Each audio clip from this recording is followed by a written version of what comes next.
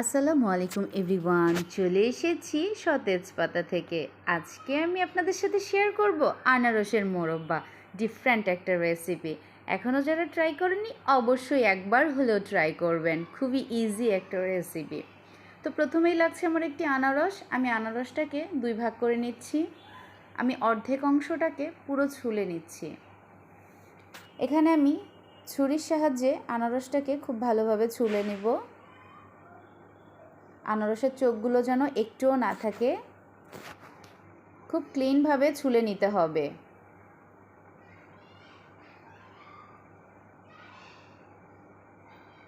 আমি এবার মাঝের অংশটা ফেলে দিচ্ছি, ছোট ছোট পিচ করে নিলাম। আপনারা আপনাদের পছন্দ অনুযায়ী এখানে পিচটা করে নিতে পারেন। কেউ চাইলে গোল গোলও করে মোরব্বাটা বানাতে পারেন।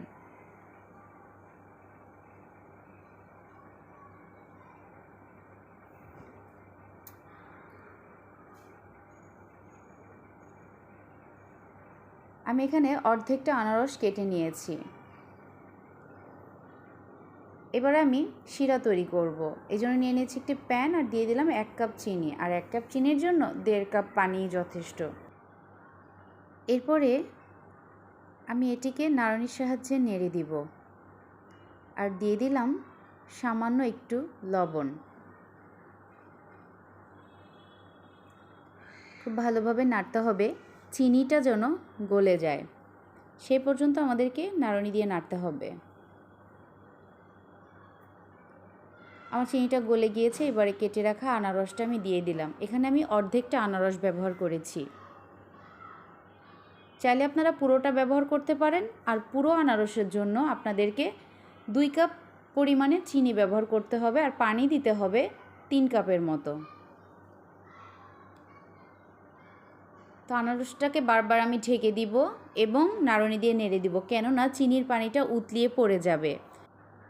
নাড়নি দিয়ে বারবার করে নেড়ে দিতে হবে। এই পর্যায়ে আবার ঢাকনা দিয়ে ঢেকে দিব। 2 থেকে 3 মিনিট আবার রান্না করব, কেননা আনারসটা পুরোদমে সিজে যেতে হবে।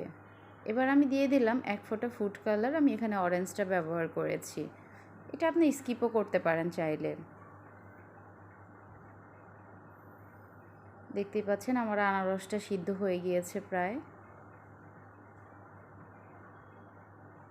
মিডিয়াম টু হাই ফ্লেমে এখানে রান্না করতে হবে।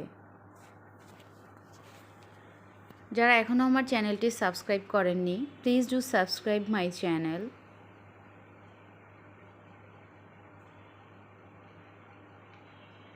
দেখতেই পাচ্ছেন আনারসটা সিজে গিয়েছে।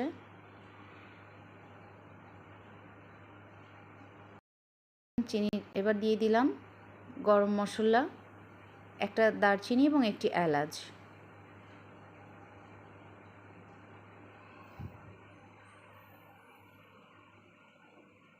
একটু পরপর এটাকে নেড়ে দিতে হবে যাতে করে কিনা নিচে লেগে না যায়।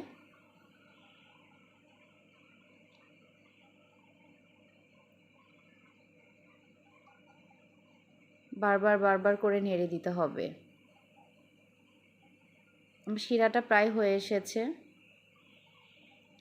এ পর্যায়ে একটু দ্রুত করে আপনাকে লক্ষ্য রাখতে হবে যেন আপনার শিরাটা ধরে না যায়। আর আমি যে আগে লেবুটা দিয়েছিলাম যেন আমার শিরাটা একদম ঘন হয়ে না যায়, একদম পাতলা থাকে, লিকুইড থাকে।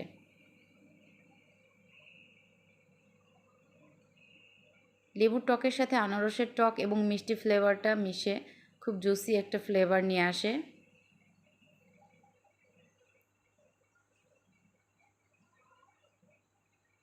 আমার শিরাটা প্রায় হয়ে এসেছে। আমি আরেকটু নাড়াচাড়া করে দিচ্ছি লাস্ট মোমেন্টে।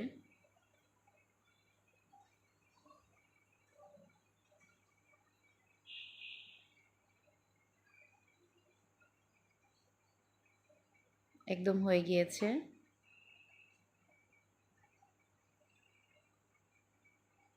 এই পর্যায়ে আমি ডেকোরেশন করে নিচ্ছি। দেখতেই পাচ্ছেন কত সুন্দর জুসি হয়েছে আমার আনারসের মোরব্বাটা। এটি ডিফারেন্ট একটা রেসিপি, খুব সহজ, চাইলে সবাই বাড়িতে ট্রাই করতে পারেন। আমি তো বলবো অবশ্যই ট্রাই করেন। দেখতে অসাধারণ লোভনীয় হয়েছে। খুব জুসি জুসি একটা কালার এসেছে। খেতেও দারুণ। আর এটা শিরাটা তো মনে হচ্ছে অ্যাজ লাইক মধুর মতো ফ্লেভার আসছে। প্লিজ আপনারা বাড়িতে সবাই এটি বানিয়ে আমার সাথে শেয়ার করবেন। Thank you for watching.